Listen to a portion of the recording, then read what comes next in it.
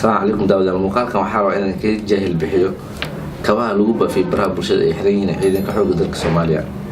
Kabaha ay xiran yihiin waxaa lagu magacaabaa shida waxaa aad loogu xurmeeyaa wadanka Eritrea. Daawad researcher oo aan suubin barta Google-ka ayaa waxaan ku soo ogaanay in kabahan lagu magacaabo shida kabahan aad loogu xirto wadanka Eritrea.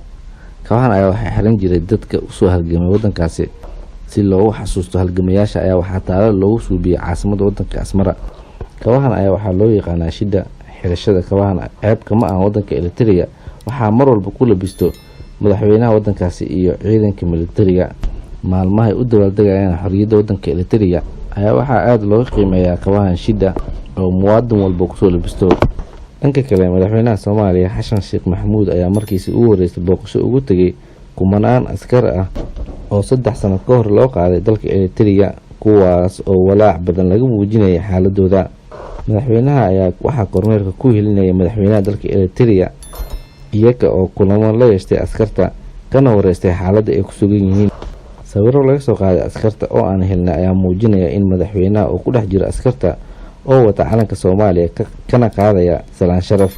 Xasan Sheekh ayaa ciidamada u rajeeyay inay ka mid noqon doonaan xoogga dalka Soomaaliyeed isla markaasna xuduudooda ku biirin doonaan nabadeynta iyo xasilinta dalka. askarta oo tiradoodu tahay ilaa 5,000 ayaa waxaa tababar u qaaday maamulkii madaxweynihii hore ee dalka Maxamed Cabdullaahi Farmaajo waxaana jiray walaac ay waalidiintooda ka muujin jireen markuu xilka hayay madaxweyne Maxamed Cabdullaahi Farmaajo balse maanta waxaa soo idlaaday beentii ahayd in ciidamadan la gatay ee ka qayb galeen dagaalkii Itoobiya.